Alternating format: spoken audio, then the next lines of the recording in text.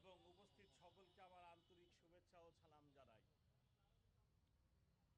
আজকের এই গুরুত্বপূর্ণ অনুষ্ঠানে আমরা এক নতুন অধ্যায়ের সূচনা করতে এসেছি। ঢাকা মেট্রোপলিটন পুলিশের সাইবার সাপোর্ট সেন্টার উদ্বোধন। এটি ভবিষ্যৎ বাংলাদেশের সাইবার নিরাপত্তার আরেকটি শক্তিশালী পদক্ষেপ।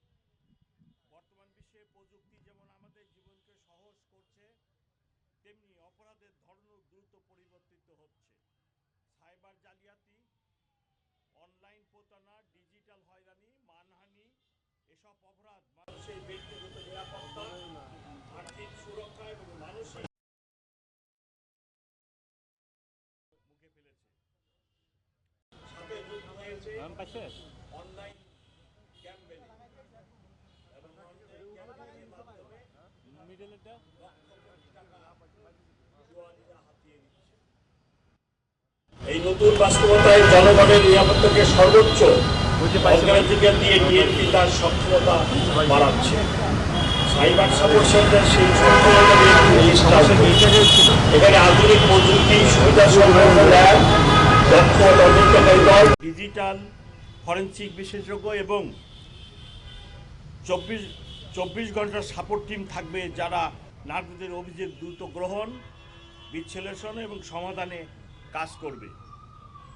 আমাদের লক্ষ্য স্পষ্ট: প্রযুক্তি নির্ভর, সময়োপযোগী ও প্রমাণভিত্তিক পুলিশি সেবা নিশ্চিত করা।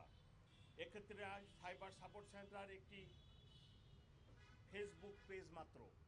Cyber support centre DB, DMP এবং email cyber support email cyber support db@police.gov.bd মাধ্যমে সরাসরি অনলাইনে সাইবার অপরাধের জন্য অভিযোগ দিতে পারবেন।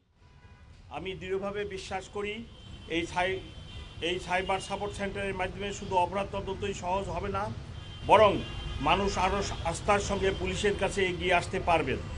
সামাজিক মাধ্যম, অনলাইন জগতে যারা হয়রানি বা প্রতারণার শিকার হন, বিশেষ করে নারী ও কিশোরীরা, তাদের নিরাপদ নিশ্চিত করাই আমাদের অন্যতম দায়িত্ব।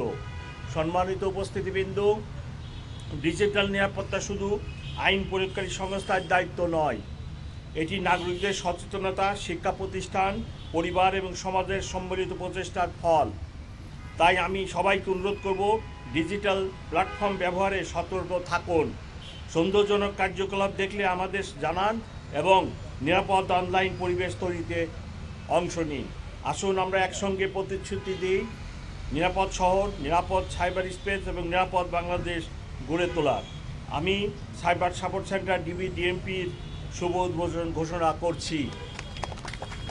আজকে যেহেতু আপনাদেরকে পেলাম, আপনাদের মাধ্যমেই ঢাকা মেট্রোপলিটন পুলিশ ঢাকাবাসীকে বিভিন্ন অনুরোধ করে থাকে। একটি বিষয় আপনারা সামাজিক যোগাযোগ মাধ্যমে ব্যাপক ভাইরাল দেখেছেন। পুলিশ যখন কোনো একটি অরাজকতা ঠেকানোর প্রতিহতের চেষ্টা করছিল, তখন আমার অফিসারদের সাথে কী ধরনের ব্যবহার করা হয়েছে অত্যন্ত দুঃখজনক। আমরা যিনারা এই ধরনের ব্যবহার আমার অফিসারদের সাথে রাস্তায় করেন, আমি তাদেরকে অনুরোধ করব, আমার অফিসারদের সাথে আপনারা এহেন আচরণ করবেন না। আমরা আপনাদের সাথে রাস্তায় কোনো ক্লাসে কোনো সংঘাতে জড়িত হওয়ার জন্য নয়, আমরা আপনাদেরকে সেবা দিতে চাই। আপনারা যে কাজটি করতে চাচ্ছিলেন, সেটি করলে সমাজে, ঢাকা শহরে, দেশে একটা অরাজকতাপূর্ণ পরিবেশের সৃষ্টি হবে। গণ অভ্যুত্থান হয়ে গেছে, সরকারের পরিবর্তন হয়েছে, এখন যদি এরূপ কার্যকলাপ করা হয়, তাহলে একটি অস্থির সমাজ, অস্থিরতা দেখা দিবে। সেজন্যই আমরা সেটি রক্ষার জন্য আমার অফিসাররা নিয়োজিত ছিল। কিন্তু এরূপ ব্যবহার আমাদেরকে বড়ই মর্মাহত করেছে। আমরা এরূপ ব্যবহার কোনো শিক্ষিত বুঝবান মানুষের থেকে আশা করি না। আরেকটি বিষয়, গতকালকে রাত্রে আমার একজন অফিসারকে ককটেল মেরে যেভাবে আহত করা হয়েছে, আপনারা প্লিজ এই নিউজ প্রকাশ করেন। আমার নিরপরাধ অফিসার রাস্তা দিয়ে থানার সামনে ছিল, আপনি নিরপরাধ মানুষটিকে এইভাবে ককটেল মেরে আহত করলেন। এতে আমার অফিসারদের মনোভাব নষ্ট হয় এবং পরিণতিতে আমরা সবাই ক্ষতিগ্রস্ত হব। যদি আমার অফিসারদের মনোবল ঠিক না থাকে, আপনারা দেখছেন 5ই আগস্টের পরে আমি নিজে রাত্রে দেখেছি 80 বছরের বৃদ্ধ লোককেও বাঁশের লাঠি নিয়ে মহল্লার মধ্যে মহল্লা পাহারা দিতে হচ্ছে। আমার অফিসারদের মনোবল যদি ভেঙে যায়, তাহলে আপনাদেরকে আবার এই নিজেদেরকে বাঁশের লাঠি নিয়ে বৃদ্ধ লোককেও রাস্তায় নেমে তার বাড়িঘর এর পাহারা দিতে হবে। সো যারা এই ধরনের দুর্বৃত্তায়নের কাজ করতেছেন, ককটেল মেরে আমার লোকের মনোবল ভাঙার জন্য চেষ্টা করতেছেন, প্লিজ তাদের কাছে আমার অনুরোধ, আপনারা এইরূপ কাজটি করবেন না।